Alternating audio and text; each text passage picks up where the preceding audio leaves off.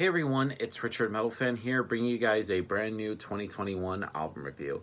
And as you can see by the title, today we're going to be talking about the new album from the band Rivers of Nihil, entitled The Work, which is released today through Metal Blade Records.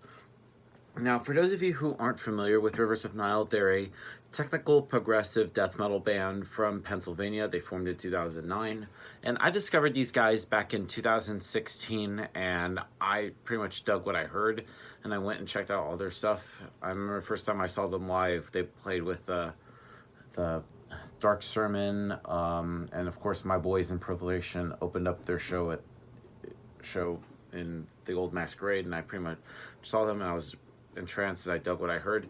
And before they put out their first EP called Hiriki, which came out in 2009, I believe, that same year. And then they released a second EP in 2011 called Temporarily Unbound, and then they got signed to Metal Blade, and then they put out their debut full length called The Conscious Seed of Light, which I thought was a pretty good debut. And then their second album, Monarchy, which is pretty much the album I've first heard and that pretty much got me a fan of the band. And then their last album, which came out in 2018, called Where Owls Know My Name. And I thought that was a really great album. And I thought it was totally different compared to the other two. And they actually had incorporated different elements or sounds to Rivers of Nile that we haven't heard, especially incorporating like saxophone. Which how often do you hear a saxophone in a metal band? Not often, but I thought that was really great, and incorporating a little bit of clean singing. And here we are with their fourth full-length album, The Work, which is coming out today. Does it exceed exceed what my thoughts were for Where Owls Know My Name? In my honest opinion, I think it definitely has. I feel like the band stepped it up a little bit in terms of like the songwriting, just everything. Vocally, let's just talk about like Jake Diffenbach's vocals. Like he does like that sick singing and just really just powerful sick growling, and just I don't know, it's just fucking sick. The guitar work is pretty tight. Brody and John just both come up with some great riffs. The bass playing is pretty audible from Adam, and drumming wise, Jared Klein does a great job handling the drums on this. So without further ado, let's just dive into this album track by track. Now, starting things off is The Tower, which pretty much sets like the whole mood of the album, with very somber, with echo-laden clean vocals and some single key synths, and that this is too long to be considered merely an ambient intro. I feel like The Tower sort of like sets up sort of like a bleak number that they want you to hear. This is not the first time that they'll lead us into like a false sense of calm before pushing it into like just huge chords and just full ambience to just pull you back up and makes you want to throw out again. And I think it's a pretty interesting way to start off this album.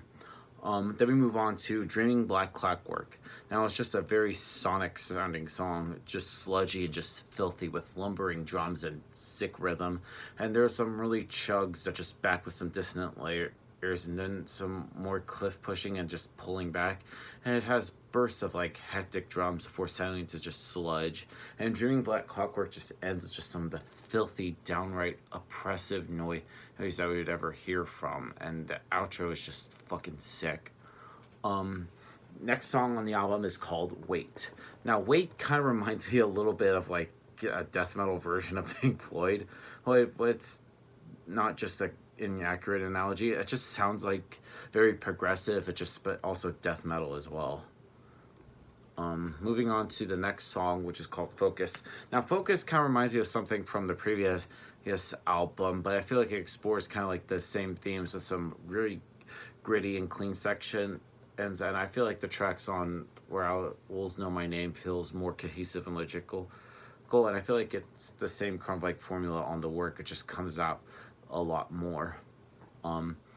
Clean is up next, and Clean's a pretty good song. I love it. Then we move on to The Void From Which No Sound Escapes. I feel like, in my opinion, is like the centerfold of this album. It opens with sort of like an electronic-y kind of ambient section. It's really fresh sounding, and then there's some backing cleans and some gritty whispers, which creates an expansive piece before hitting us with just, I don't know, Now it kind of reminds me a little bit of like from the last album, just low register tremolo picking, technical kind of like death metal-y riffs with more progressive melodies stretched and back with some layered keys, and the rhythm guitars sound very just new, and the solos kind of sound fresh, and it sort of like goes between smooth melodies and just progressive metal, progressive rock, and just some great aggression of tech death.